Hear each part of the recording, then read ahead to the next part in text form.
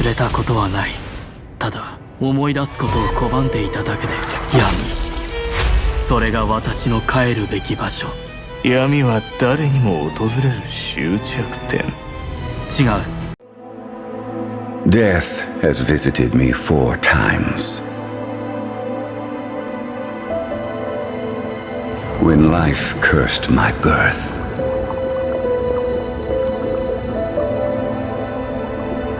when the deep drowned my light,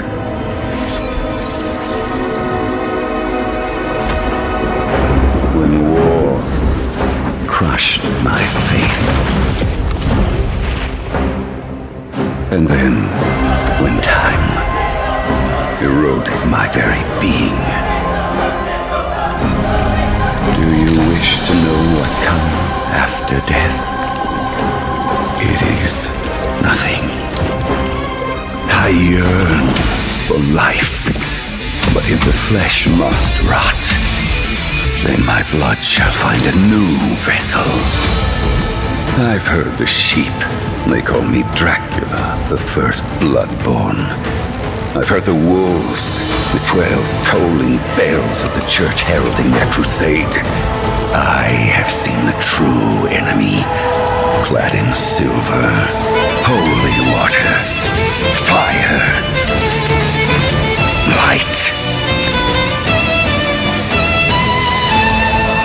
Wood stake, the burial, the thunderous resonance of life, then time's silent decay.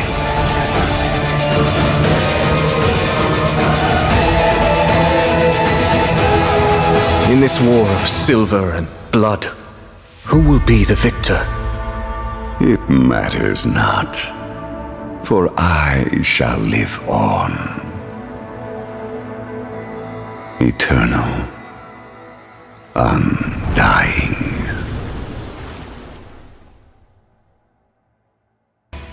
This will be a video to compare Silver and Blood with Raid Shadow Legends. After playing 6 whole months in Raid Shadow Legends and less than a single month in Silver and Blood, I realized a lot. First of all, let's agree that Raid Shadow Legends is merely sustained by the propaganda of its dev. They think they can win with any mean necessary. From bribing YouTubers to test out their game and give them strict scripts to follow, to what we call electronic flies that might comment badly on this video, and so on and so forth. And personally, this did not really surprise me the moment I knew that devs of Raid Shadow Legends and their app are all Israelis. That's it, period. So, personally, I have uninstalled Raid Shadow Legends for good. And let's go through a very quick comparison. Starting with the graphics, it's really good in both games, but personally, I really like the vampire werewolves and their art style in Silver and Blood. So, both games are the same here when it comes to graphics, but when it comes to how grindy each game is, or how free to play friendly each game is, it was a shock for me. Silver and Blood is so free to play friendly compared to Shadow Legend, from giving you guaranteed SSR as you log in and in the form of daily reward which come in shard, to picking what you want as soon as you collect certain tokens that you get from repeated pulls. It's just amazing, and the progress is so fast, and you will earn so many characters, like so many good characters, in no time compared to Shadow Legend. Third point, and guess what? The best of characters, like the transcendent ones, are open since day 1. I have a friend that got 1 transcendent vassal in his first pull. It's just amazing. Third point in the comparison would be the bottleneck, where you stop suddenly in the story because your power is too low to progress, and you can't really advance. In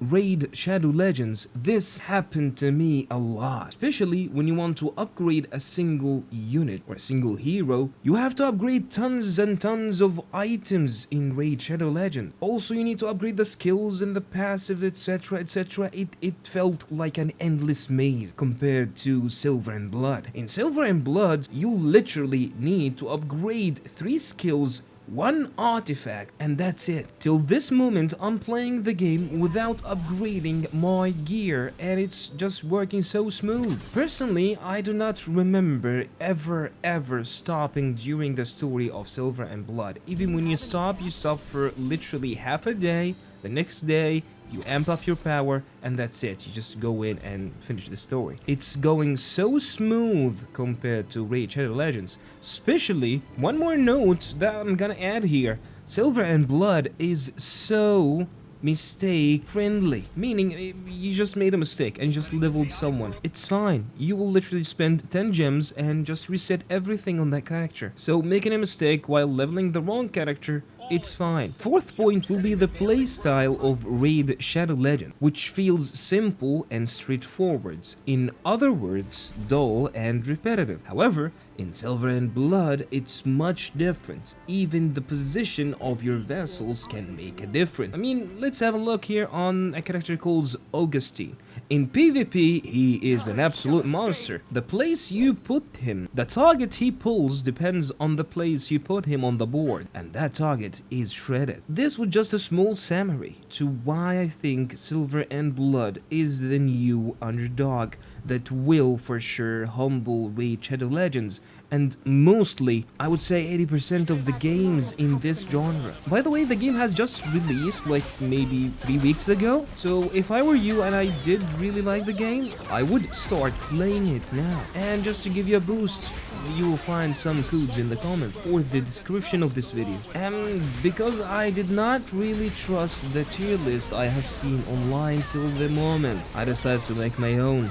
After testing tons and tons of character, here's my tier list for Silver and Blood.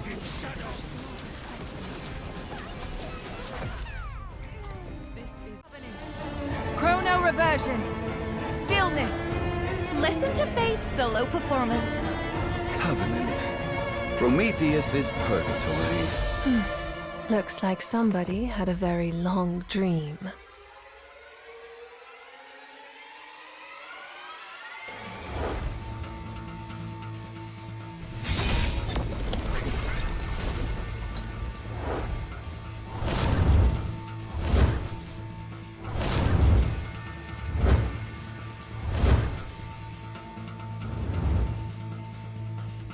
Embrace order. This is proof of my return from hell. Cycles entwined, all consumed and laid to rest.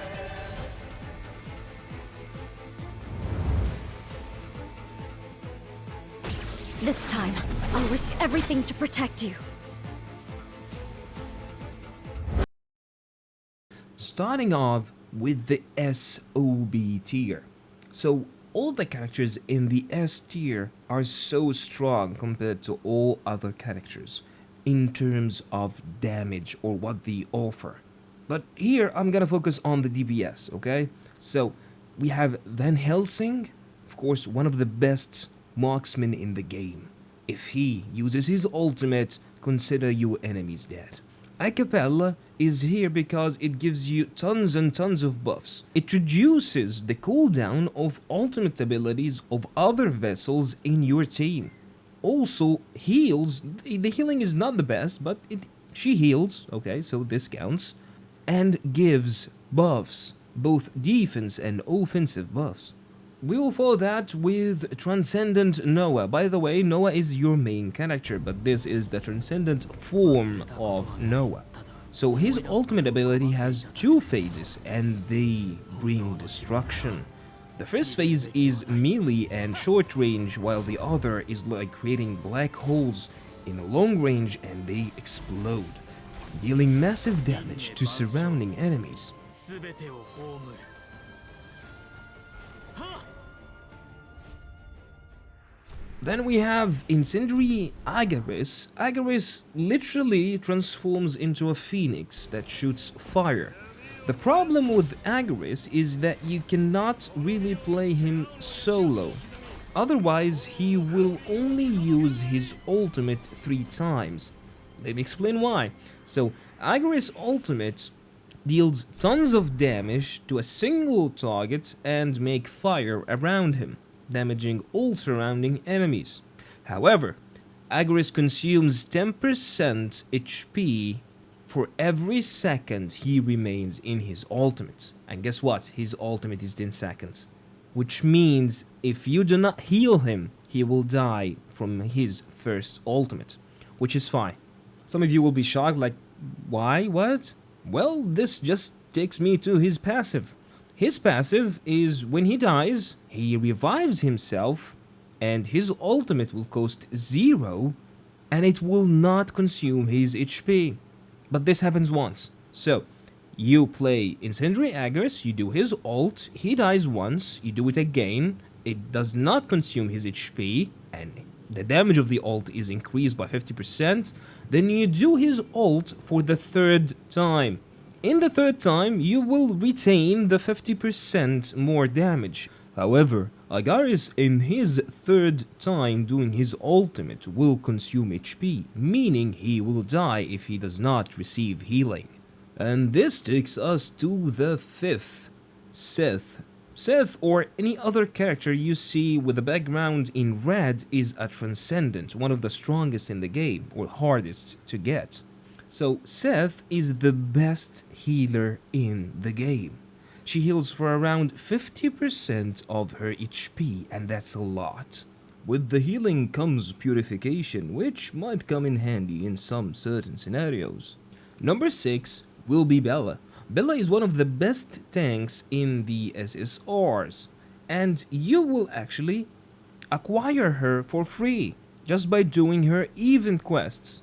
Last but not least, I would say Lamia. From my understanding in the story, Lamia would be the daughter of Lemine.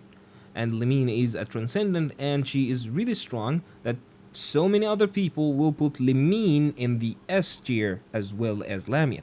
But I think Lemine ult is really hard to use because to get the full potential of Lemine's ult, you need to execute your target with the ult. So this is kind of hard. That's why I would prefer taking Lamia over Lemine. In the A tier, we have Del Carlo and Spectral Gulrin and Augustine. So personally, I would say Gulrin is one of the best divers. He literally dives in the backline of your enemies and focuses them, and he has buffs on his auto attack. So if your enemies do not have anything to deal with him for that backline, he will keep shredding the backline. Augustine, on the other hand, is a puller, so he will actually pull one of the enemy's backline toward him and execute him among your allies. So basically, Gilrin and Augustine do the same thing, but with 2 different approaches. Okay, remember that. Spectral Gilrin, on the other hand, is really good in a very long fight. If the fight is too short, he will not be able to stack his shadows and he will crumble so quickly. So just take notes here. Thibault is really compared, or let's say comparable, to Del Carlo, but I personally would prefer Del Carlo over Thibault because Del Carlo has a debuff. It literally transforms your enemies into bats, and when the enemy is transformed, they lose so many things, including their buffs. If they are in a state of charging their abilities will be cancelled, so it just offers way more than Thibault. For now, I would just skip the A tier and jump over the tactical ones. So the tactical ones, I would say they are A tier in general, maybe B by the way, but in some very specific situations, they will be an S tier. They will be so needed in some events. I'll give an example for this. It will be Iona. Iona literally just grabs her allies and teleports to some place that you choose and shield them.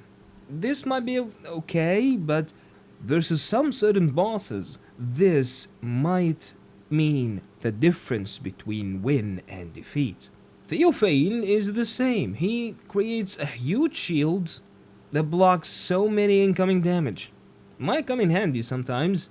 Same goes for Amy. Amy actually has the same ult as Iona, but the buff is different. When Amy teleports the rest of the team, she will give them 40% attack speed. When it comes to Mass, Mass is the suicidal vessel you have, so you can only do Mass ultimate once. Why? Because as soon as she does her ultimate, she explodes, dealing 3,500% damage to all surrounding enemies. So unless you are the suicidal type, I would not recommend taking Mass. The B tier is not really bad, so if you win characters that are in the B tier, do not feel sad. They are actually good, and they will just boost your performance till you get better ones. B does not mean bad, except for Selena. Selena is the worst of the worst of the worst of characters in Silver and Blood. She is useless in every aspect. So personally, I did not acquire Piera yet, nor Pavina. Actually, nobody did acquire Pavina, since you get her through the arena. You need to keep winning in the arena and collect 150k stones to acquire Pavana. And that was it. Oh yeah, just before I go, you need to know that Yggdrasil and Edina are both healers. And my tip for you is that if you don't have Sith, if you don't have Acapella, if you don't have Iona, Edina is a very good choice for you. Her heal is way far superior than Iona. However, she is not a tactical choice, because her healing is a circle, so in some situations, she will not be able to heal all the teammates she has. She will only heal like 2 or 3, but she will fully heal them. This is what's beautiful about Edina.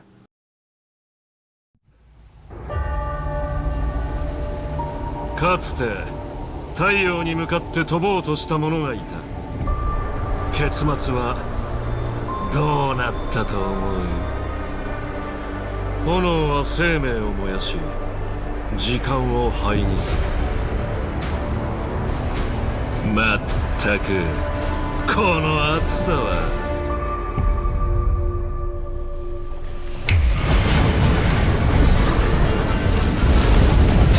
奴隷の分際でうせろ。偉大なる金森様のご登場か。違う。ヤクはドラクラの君たちは騙された。あいつだ。火を盗んだのは。俺の処刑場では全ての発火点が俺の支配下にある。この時代の人間は発火点が何かも知らないんだよ。だったらこれだけ覚えておけばいい。人間も燃えるってな。Will I ever be free of the shackles of the past?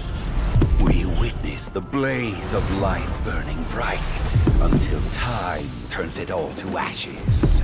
No matter how long it takes, I will wait for you. When the sun wakes up, the dream of the moon will disappear. It's the pain of the past that reminds me I'm still alive. Life is a journey, not a destination. Only by breaking free from the gravity of our past can we soar towards the starry sea of our future. Covenant! Bond! The hymns of the temple, a requiem for the departed. Covenant. Prometheus is purgatory. Antinomy! Silence!